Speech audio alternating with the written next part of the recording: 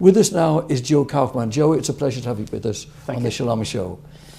You are the president of Americans Against Hate. Please tell our audience, tell our viewers, what your organization represents. Well, we started out as an anti-bigotry group in August of 1998, and we dealt with a lot of different issues regarding that subject. But after 9/11, the focus of our organization dramatically changed to the point where we almost entirely focused on the subject of terrorism. Joe, your organization has been subjected to quite a bit of criticism. You're called a right-wing extremist, and I'd like you to explain why people feel that way about your organization. Well, usually that comes from the enemy. That comes from organizations such as al-quaeda, Hamas front in the United States. Usually they label our group, and myself included, as a racist or an Islamophobe, but that couldn't be anything further from the truth. Indeed, the focus of our organization is not to go after individuals such as Muslims or such, but to go after those connected to terrorism. The focus of our organization is to shut down those American organizations that are connected to terrorism overseas. Recently, there was a case of a professor in a South Florida university accused of being a supporter of a terrorist organization, and there are so many similar instances of such situations. Tell us a little bit about how they get away with it. Well, you know, the FBI, what the feds usually do is they will compile information, and until something is imminent or there's an imminent threat, then they won't go after those individuals, such as the case of like Samuel Arian from Tampa. He had created an entire Palestinian Islamic Jihad infrastructure in the Temple Terrace area of Tampa, and the FBI was watching this individual for 9 years until this individual went on the Bill O'Reilly show on Fox News, and O'Reilly had said to him that if he were the FBI or if he were the U.S. government, he would be tailing this individual 24/7. And that is when the FBI took action against him and actually arrested him, and he's been in trouble with the law ever since. So unfortunately, it takes going public with information many times in order to have something happen, you know, to have justice served. That seems quite astonishing. Give us some more instances of that occurring. You know, I could tell you one thing where it went right, but again, it's this imminence. Here in South Florida, we have two imams that were found to be financing the Taliban to the tune of over $50,000 US. And one was an imam of this Flagler Mosque in Miami, and another was an imam of this Margate Mosque in Broward County.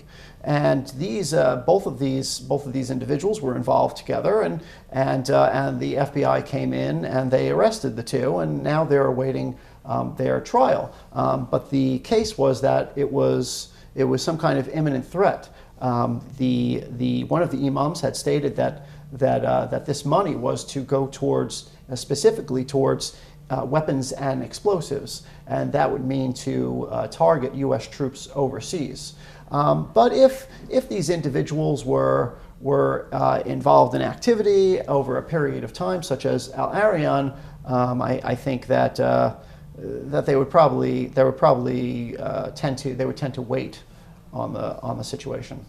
Joe, what are your organization's goals? Our organization's goal is specifically to shut down American groups that are connected to terrorism overseas. Groups like CARE, the Council on American Islamic Relations, which was created by operatives from the terrorist organization Hamas, or groups like the Islamic Society of North America, the Islamic Circle of North America, groups that are connected to the Muslim Brotherhood overseas. This is a big focus of our organization. As well, we would like to see groups like the Muslim Brotherhood placed on the U.S. terrorism list. It's not right that one of the largest terrorist organizations in the world their name is not found on that terror list. It's very important that happens. In order to go after many of these organizations, that needs to happen. Speaking of Israel, do you feel that peace can be achieved there if Israel makes further concessions, giving up more land for peace. Tiny little Israel in a vast mass of Arab countries. Do you believe that would work? No, I don't. For the simple fact that as Israel gets smaller and smaller, Israel is threatened even more, such as the case with Ariel Sharon giving up Gaza. What happened when all of these Jews were thrown out of their homes for Hamas to take over Gaza? Well, instead of Hamas firing rockets into Gaza, now Hamas is firing rockets into Israel proper, into Sderot and other communities. So as Israel gets smaller, the terrorist organizations get closer and closer to the heart of Israel, Jerusalem and Tel Aviv, and so I don't believe peace can be achieved with that, especially for the fact that that a group like Fatah is now partnering with Hamas. Both Fatah and Hamas have charters calling for Israel's destruction. Hezbollah has essentially taken over Lebanon. Egypt today is, it looks like the Muslim Brotherhood is in control of Egypt, sitting on billions of dollars of U.S.-made weapons, including F-16 fighter jets. You have a possibly nuclear Iran. Today, the stakes are a lot greater than they were, say, in 1967 during the Six-Day War. Back then, these neighbors of Israel, the enemy neighbors, were fighting with guns and knives. Today, you have possibly nuclear weapons, possibly these fighter jets from an enemy, now an enemy country. So the stakes are a lot higher today. Israel can't afford to give up anything that she has. If anything, they should maybe look to gain, but certainly never to give up. Joe, before we continue, I must apologize to our viewers that there are some noises in the background. We are taping this interview on location here in East Broward.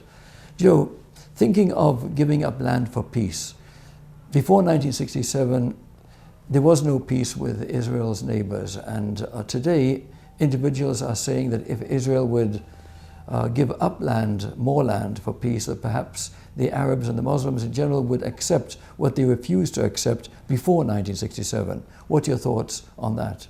You know, it's great to debate that subject, but what happens if you don't have peace doing that? What happens if you go back to these 67 borders? You put yourself in a worse situation than you were before. What happens if these countries, possibly led by the Muslim Brotherhood today, you know, we recently lost a peace partner in Hosni Mubarak, and now it looks like the Muslim Brotherhood has taken over for that student-led revolution. So what happens if those organizations don't want peace? What if it's just all talk? And what if what they really want is to reform this caliphate that they had in the that England and others took away from them in the 1920s, and also want to get rid of Israel, to destroy Israel, as the Muslim Brotherhood and Hamas and Hezbollah as well would love nothing more than to do that. So you know, it's great to debate these subjects, but when it comes down to it, when it comes to the lives of Israel civilians, when it comes to Israel itself and the strengthening of Israel and the protection of Israel, I would say that you can't. In the end, you can't debate over the subject. When the threat's out there, you have to just put your foot down and say, we're not going to do it. There's a threat hanging over us, and we're not going to do it. And unless you know that threat is absolutely off the table, then you can't do anything. I'd like to wish you the very best, and all of us the very best. Thank you for being with us today. Thank you for having me. Thank you. I'll be right back.